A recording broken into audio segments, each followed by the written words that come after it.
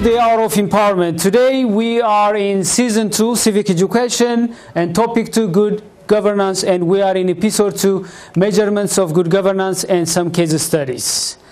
As usual, let's revise what we discussed last week. Last week we talked about democracy versus good governance, and we emphasized that democracy is democracy when there is good governance. Democracy without good governance is not democracy at all, because one of the reflections of true democracy is good governance. We also provided you some definitions of good governance, attributes and characteristics of good governance, benefits we may enjoy when there is good governance, and consequences of lack of good governance. Let me ask you, what are the attributes of good governance? According to goodgovernance.org, the following are some of the characteristics of good governance: accountable, transparent, follow the rule of law, responsive, equitable and inclusive, effective and efficient, and participatory. What are the benefits of good governance? When there is good governance, there is conducive atmosphere to live, work, and invest in a country. There is also increased investors' confidence, and both local and foreign direct investment increases, and we're going to have responsive services and infrastructures whenever we have good governance. And there is transparent, effective, fair, and stable system. What are the consequences of lack of good governance? Corruption. The most devastating effects of consequences of lack of good governance is corruption. Whenever there is corruption, you can't have development, sustainable development. Many empires, many great civilizations went down, collapsed because of corruption. So corruption doesn't affect only the people, investors, but the people who promote corruption themselves are gonna be destroyed by corruption. Abuse of power to benefit a few elites. Yes, whenever there is lack of good governance, a few elite, people who are affiliated or aligned with the ruling party, benefit.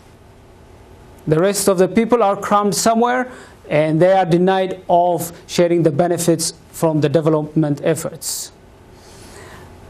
There is an ethical way of doing business. Whenever there is no good governance, investors and other stakeholders do not trust the system. When you don't trust the system, what's going to happen? You don't invest your scarce resources. That's why last week I said that what prevents you, for example, from going back to your country and invest? And I gave you my personal example. For example, for me to go to Ethiopia and invest, I want to know whether there is good governance or not. When there is no good governance, I don't want to risk.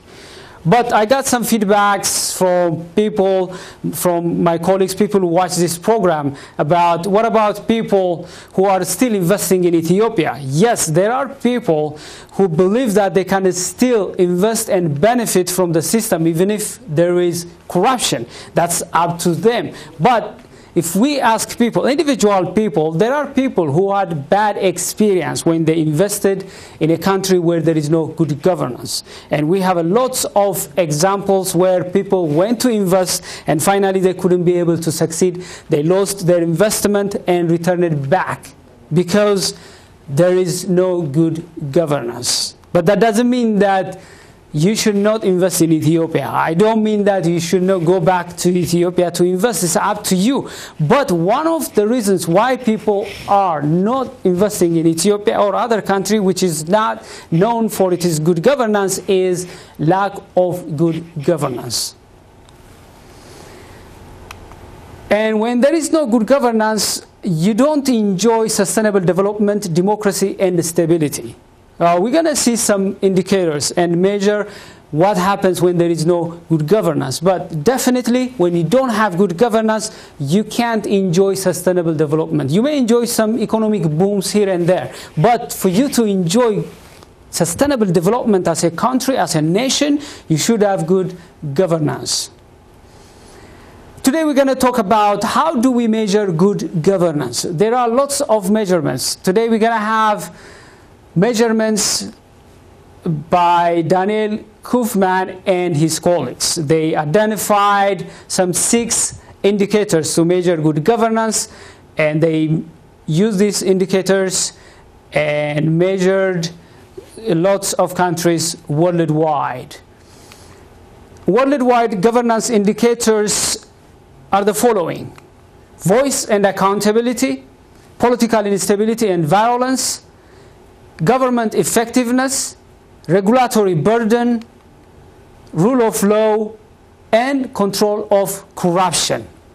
Let's see each of the indicators. Voice and accountability measures political, civil and human rights. Political instability and violence measures the likelihood of violent threats, changes in government, including terrorism. The third one is government effectiveness. It measures the competency of the bureaucracy, effectiveness of the government's operations, the quality of public service delivery. Number 4, regulatory burden. It measures the incidence of market unfriendly policies, hindrances, red tape. Rule of law. It measures the quality of contract enforcement, the police and courts, including judiciary independence, and the incidence of crime. Number 6, control of corruption. It measures the abuse of public power for private gain, including petty and grand corruption, and the state capture by elites. The researchers gathered the data from 215 economists, and they gathered data over the period of between 1996 up to 2012. They gathered data from enterprise, citizen, and expert survey respondents, and they gathered data from industrial and developing countries. From their research result, we could be able to see the 5 top and 5 bottom countries in relation to good governance. For example, Finland, Denmark, Sweden, New Zealand, and Luxembourg are the 5 top countries that have good governance. As you can see, the majority of these countries are Scandinavian countries. The bottom 5 countries are Zimbabwe, North Korea, Sudan, Congo Democratic Republic, and Myanmar. Here is another regional data. As you can see, regionally in Africa, Southern African countries have better good governance compared to East, Middle, and Western and Northern African countries. In America, North American countries have better good governance compared to Caribbean, Central, and South American countries. In Asia, almost the same, but East, South, and Western Asian countries perform better when it comes to good governance.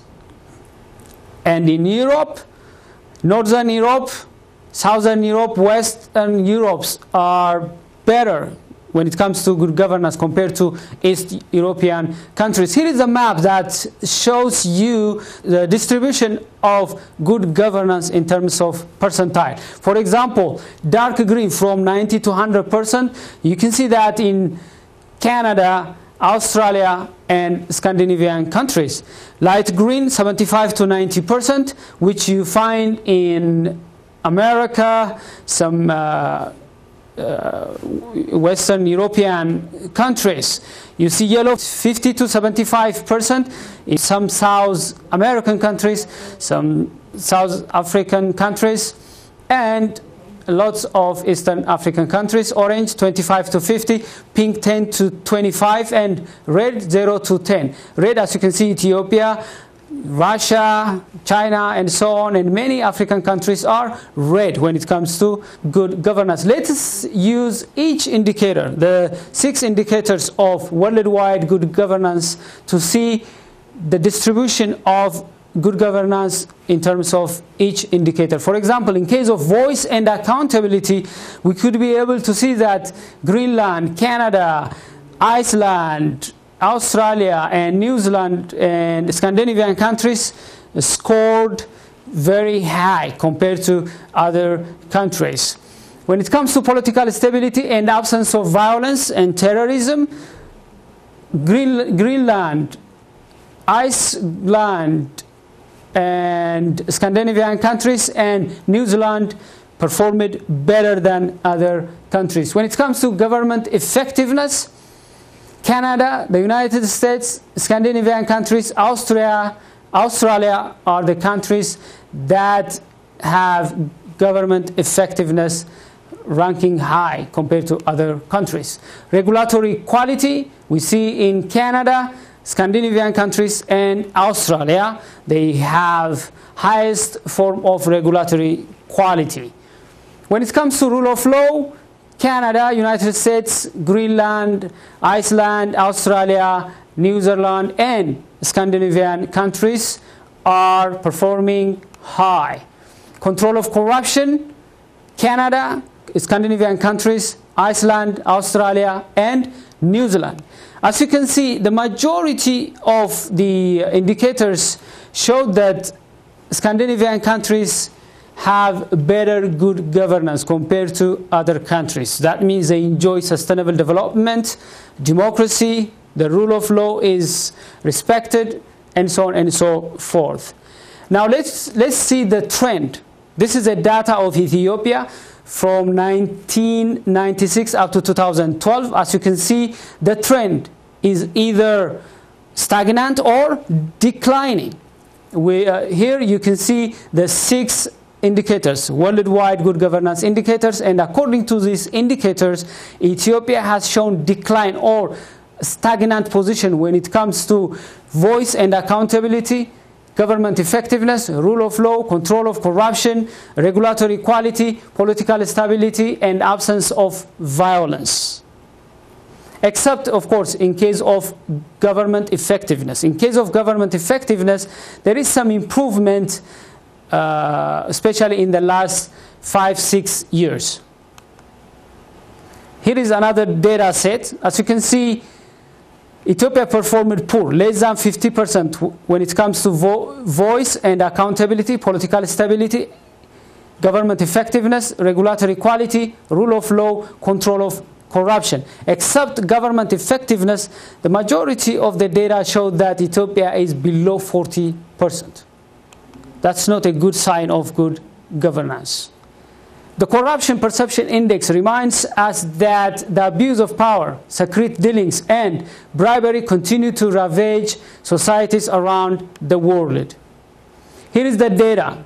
As you can see from the data, the more red the data is, the more corruption, and the more yellow, the more clean a country is. And as you can see, the Northern American countries, Iceland, Greenland, and the Scandinavian countries, and many Western European countries, Australia, and some African countries, and some South African countries, Southern American countries, they have yellow mark. The yellow marks show that there is a better index when it comes to corruption. But the red one, as we can see in the Eastern European countries, many African countries, Southern American countries, we see red, which means high corruption.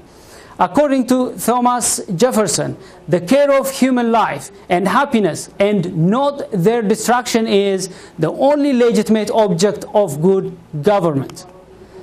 Mark Goider, the CEO of Tomorrow's Company, said that governance and leadership are the yin and the yang of successful organizations. If you have leadership without governance, you risk tyranny, fraud, and personal fiefdoms.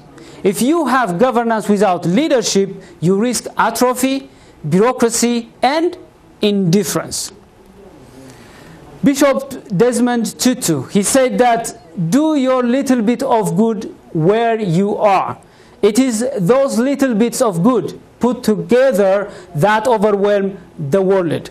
That is the message of next week's program. Next week, we're going to talk about what kind of contribution you're going to have to establish good governance. First, we're going to talk about what are the most important factors that contributed, for example, for Scandinavian countries to have good governance and enjoy democracy, stability, and sustainable development. Once we discuss the factors that contributed for good governance, we're going to talk about your roles. You are very important. You have to know that. You can't really postpone or redirect these responsibilities to your friends, your colleagues. You are also responsible to help your country, your organization to have good governance. Next week, we're going to talk about that.